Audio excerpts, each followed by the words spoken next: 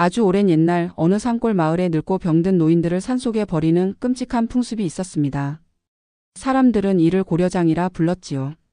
나이가 들고 기력이 쇠하면 부모를 지게에 짊어지고 깊은 산속으로 들어가 버려두는 잔혹한 관습이었습니다. 그날도 한 마을에서 허약한 노모를 버리러 가는 아들의 뒷모습이 보였습니다. 마을의 젊은 나무꾼 강세에게도 그날이 찾아왔습니다. 홀로 자신을 키운 늙은 어머니가 병들어 더 이상 거동할 수 없게 된 것입니다. 강세의 마음은 찢어질 듯 아팠지만 마을의 법도와 가난 때문에 어쩔 수 없이 고려장을 준비해야 했습니다. 그의 아내 역시 눈물을 흘리며 남편의 뒤를 따랐습니다. 어머니, 부디 저를 용서하십시오. 강세는 어머니를 지게에 짊어졌습니다. 어머니의 몸은 너무나 가벼웠습니다. 어머니는 뼈만 남은 손으로 아들의 등을 쓰다듬으며 아무 말 없이 눈물을 흘릴 뿐이었습니다. 강세는 차마 어머니의 얼굴을 볼 수 없어 고개를 푹 숙인 채 산길을 오르기 시작했습니다. 강세에게는 돌쇠라는 어린 아들이 있었습니다. 돌쇠는 아버지가 할머니를 지게에 짊어지고 산으로 가는 것을 보고 이상하게 여겼습니다. 아버지, 할머니는 어디 가시는 거예요? 왜 저렇게 슬퍼 보여요? 강세는 아들에게 대답할 수 없어 눈물을 감추고 서둘러 산으로 들어갔습니다. 깊은 산속 강세는 사람이 다니지 않는 바위굴 앞에 어머니를 내려놓았습니다. 어머니는 차가운 바닥에 앉아 앙상한 손으로 아들의 얼굴을 어루만졌습니다. 내 아들아, 이 어미는 괜찮다. 부디 너는 이 굴을 떠나 행복하게 살 거라. 어머니의 마지막 당부에 강세는 무릎을 꿇고 통곡했습니다. 강세가 돌아서려 할 때였습니다. 어머니가 달아빠진 집신을 벗어 강세의 지게에 꽂아주며 말했습니다. 이 어미의 집신이다. 내가 돌아갈 길을 잃을까 염려되어 표를 해두었으니 부디 이 집신을 보고 무사히 돌아가거라. 늙은 어머니의 마지막 자비에 강세는 다시 한번 오열하며 어머니를 뒤로 한 채 산을 내려왔습니다. 그날 밤 강세는 어머니가 준 집신을 보며 밤새 술을 마셨습니다. 어머니의 따뜻한 손길과 마지막 당부가 그의 심장을 찔렀습니다. 어머니를 버리고 온 내가 어찌 이 집신을 보고 돌아갈 수 있단 말인가. 그는 고려장이라는 끔찍한 풍습에 대한 깊은 회의감에 사로잡혔습니다. 어린 돌쇠는 아버지의 모습을 보고는 몰래 지게를 짊어지고 산으로 향했습니다. 할머니가 걱정되었던 것입니다. 돌쇠는 어머니가 준 집신이 꽂혀 있는 지게를 맨 채 작은 발걸음으로 눈물 흘리며 산을 올랐습니다. 칠흑 같은 어둠 속에서 오직 할머니를 향한 마음만이 돌쇠의 발걸음을 인도했습니다. 돌쇠가 바위굴에 도착했을 때 할머니는 추위에 떨며 쓰러져 있었습니다. 할머니, 제가 왔어요. 돌쇠는 할머니를 껴안고 울었습니다. 할머니는 손자의 따뜻한 온기에 눈을 떴고 작은 손자가 자신을 찾아온 것에 감격했습니다. 돌쇠는 자신의 작은 몸으로 할머니를 지게에 짊어졌습니다. 다음 날 아침 마을 사람들은 기이한 소식을 들었습니다. 강세네 집에 버려졌던 늙은 어미가 다시 돌아왔다.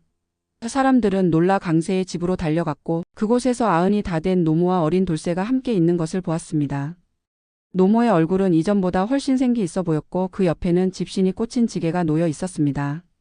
강세는 마을 사람들에게 모든 사실을 고백했습니다. 어머니의 마지막 자비, 그리고 아들 돌쇠가 어머니를 다시 데려온 이야기까지. 이런 끔찍한 풍습은 이제 끝내야 합니다. 늙은 부모를 버리는 것은 사람의 도리가 아닙니다. 강세의 절규에 마을 사람들은 고개를 숙였습니다. 그때였습니다.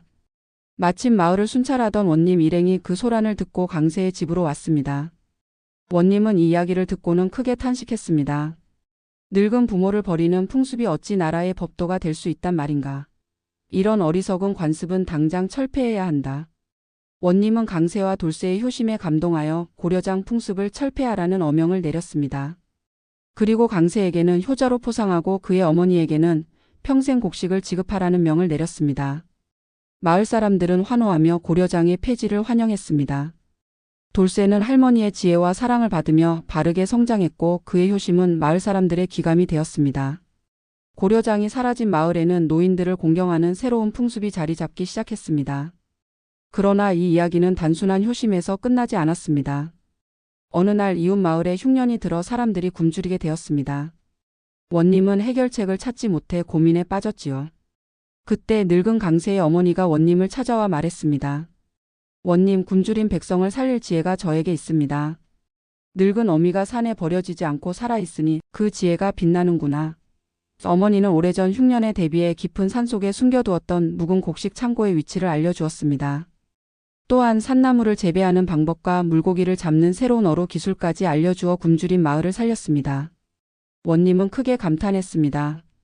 과연 노인의 지혜는 천금을 주고도 살 수 없는 귀한 보물이로구나. 그는 늙은 어미를 고려장으로 버리려 했던 자신의 어리석음을 통감했습니다. 한 사람의 노인이 이웃 마을까지 살려낸 것입니다. 이 소식은 곧 임금의 귀에까지 들어갔습니다.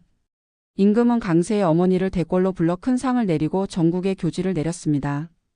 늙은 부모를 버리는 것은 하늘의 죄를 짓는 일이다. 노인들은 이 나라의 가장 귀한 보물이니 효로서 받들고 그들의 지혜를 배우라. 그 후로 고려장이라는 풍습은 사라졌습니다. 사람들은 늙은 부모를 공경하고 그들의 지혜를 소중히 여겼습니다. 마을의 어른들은 더 이상 짐이 아니라 고난을 헤쳐나갈 지혜를 전해주는 귀한 존재가 되었습니다. 그리고 이 모든 변화의 시작은 어린 돌쇠의 순수한 효심과 늙은 어머니의 마지막 자비에서 비롯된 것이었습니다.